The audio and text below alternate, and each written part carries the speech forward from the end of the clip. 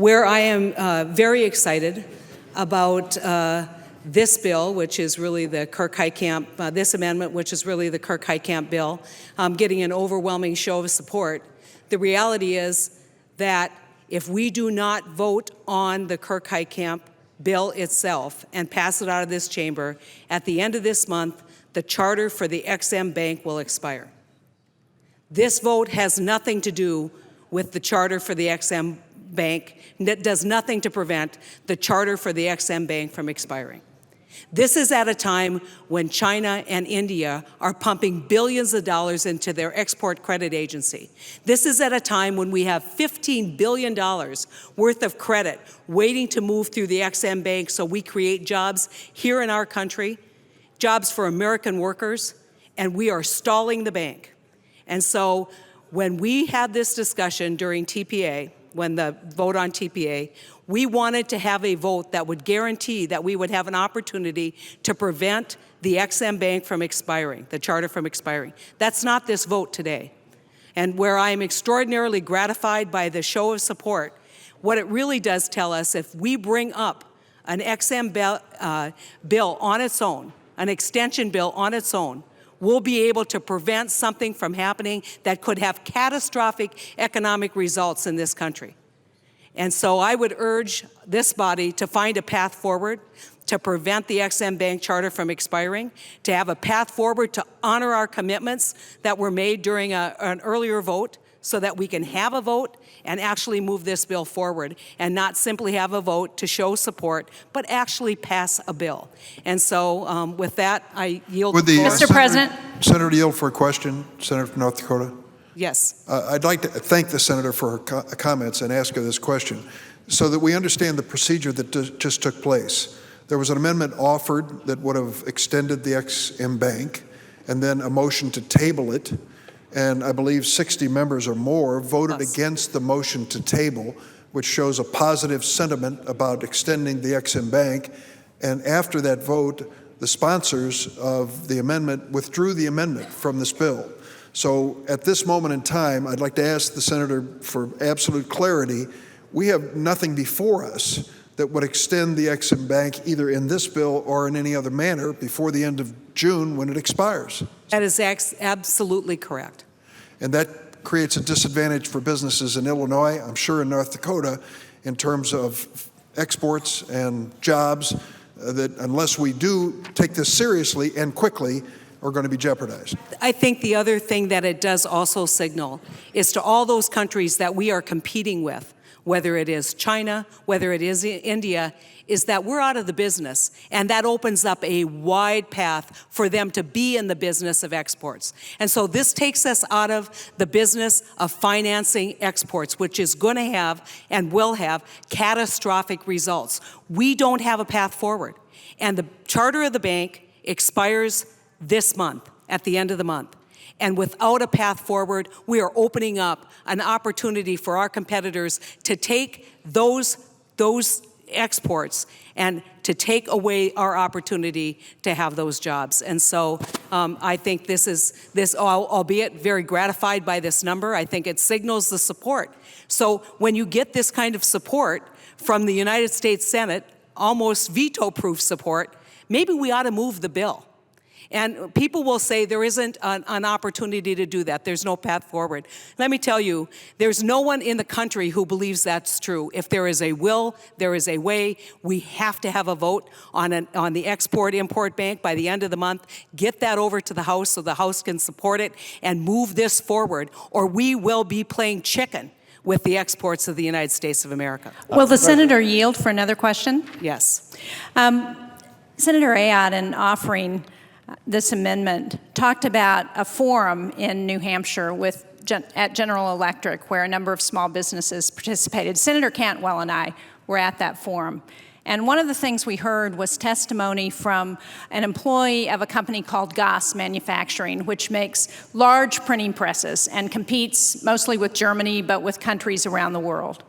And one of the things she talked about is that they've got $10 million in deals that are sitting on the table at EXIM that they need to have approved before the end of June when the authorization expires.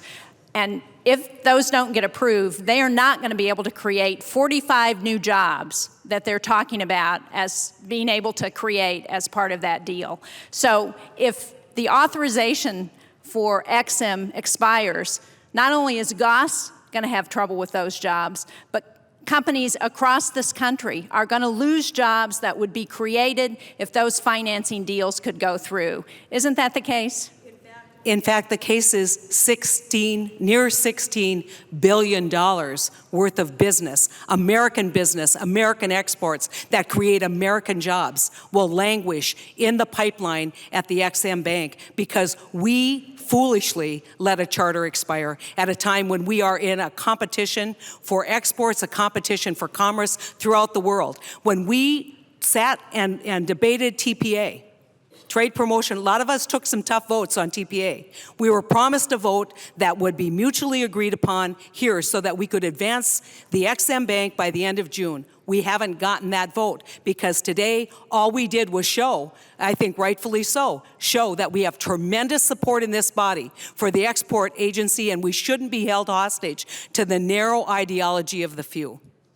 Mr. President. Yes, I will. Would the senator yield for a unanimous consent request? Sure. Mr. President, I ask unanimous consent that the Senate proceed for a period of morning business with senators permitted to speak for up to 10 minutes each. Is there objection? Without objection. Will the senator yield for a question? Yes. Thank you. You obviously have been working so hard on this in the banking committee. And understand, I believe, that when the bank expires June 30th, there's about $12 billion of approved deals that are in the process. They won't be approved while the bank is not operating. Is that correct? That's correct. The last number I was given to my friend, the senator from Washington, was almost $5.5 billion. So today's vote is a symbolic vote, but it does nothing to help us resolve the issue for getting this approved before June 30th. Unfortunately, way too often we have symbolic votes that don't have real consequences in the real world. And our wonderful businesses that are out competing and out manufacturing and out developing and researching the rest of the world are now with their hands tied behind their back and losing credits as we stand. And are there a lot of small businesses in South Dakota that are part of this export economy? Because I say that because I think a lot of people get the impression that this is about big manufacturers. And I've always said those guys will take care of themselves. They have lots of people here to take care of themselves. But the small people who will actually lose business on June 30th don't have people here. That's why we're fighting so hard to get a vote before June 30th that actually will go over to the House on a vehicle. We have companies in Wapton, North Dakota, where bankruptcy's been prevented because they've been able to find their way to the XM Bank and actually find their way to a credit relationship with their importers. We have a company in West Fargo, builds portable wheelchair ramps, has saturated the market here and is marketing these all over the country and will tell you today and tell anyone who will listen, the only reason why they're as successful as what they are is because of our credit agency, the Export-Import Bank. Well, I thank the senator for her leadership in the committee. And as you said, with 65 votes, you could do a lot of things to get this legislation out of here. So we'll certainly be looking for those opportunities. Would the senator yield for a question? I would. Well, at first, before I ask my question, I want to thank Senator Heitkamp and Senator Cantwell and Senator Shaheen. You three women have been just stalwart on this. And we were on different sides on the trade vote, and I remember how hard you pushed for a commitment, a real commitment, which I think, in good faith, you believed you got. And I'm afraid what we saw here tonight is quite cynical. It doesn't do anything, and I don't get what the point was. Wouldn't it be far better if you got a commitment from the majority leader to set aside some time right after this bill, certainly before the end of this month, because as Senator Cantwell always tells us, the end of the month is the end of the bank, okay? So if we could get a commitment, I'm asking my friend, wouldn't you be willing to agree to a time agreement so that we wouldn't have to take up days and days and days to get this reauthorization done? Absolutely. I think that we have a vehicle, as you can say, for the Heitkamp bill, which was, in fact, this amendment that we just voted on. We have overwhelming support in the United States Senate. We will do anything that is that we can to move that authorization forward, because without it, we are costing American jobs. Well, another point I wanted to make to my friend is, I don't know if she was aware, but California has well over $1 billion of projects on the line. And even in our state, that's significant. And I just wanted to thank her, and again, Senators Cantwell, Shaheen, and others who worked so hard. And I just want to say I've been here a long time, and I know a cynical ploy when I see it. I just saw it. And I know how easy it is to resolve your problem. You've got an overwhelming filibuster-proof number of people who want this bank reauthorized. All you probably need is an hour or so. Anytime, night or day. We'll come in at 8 a.m. to do the deal.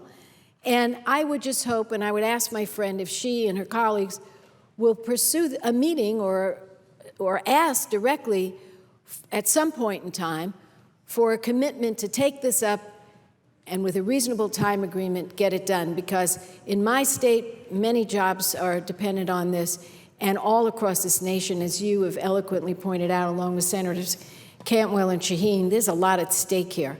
And I do want to thank you for your leadership. I thank my friend from California, and I would say, as much as the relationships here matter, what matters more to me is Americans working. What matters more to me are the jobs that will be lost and the opportunity that will be lost as these manufacturing facilities and as these great innovative manufacturers have worked so hard. Think about all the work that's behind almost $16 billion worth of credit. All the relationships, and all of a sudden they have to say to their customer, guess what? I'm not there. And I would suggest that one of the most heart-wrenching stories that I've heard about the loss already of a big deal came out of California, a 100% disabled vet who told us he's already lost $57 million and he's on path to lose a $200 million deal out of the Philippines. And that means jobs, jobs, jobs. And in California, jobs matter. In North Dakota, jobs matter. And all across this country, jobs matter. And if we start putting the focus of jobs and the American worker first, instead of ideology and politics, if we stop playing games, we can get things done here. And what's interesting to me is people will say, well, there's no path forward. Really? I mean, I think that if we needed a bill passed, if in fact you're in a spot where in 2 weeks, in 2+ weeks, we're going to lose the charter of the EXIM Bank, when you're in that spot, and if you really cared about the EXIM Bank, if you really cared about American jobs, you'd figure out a way to pass a bill out of the United States Senate for which we have 65 votes.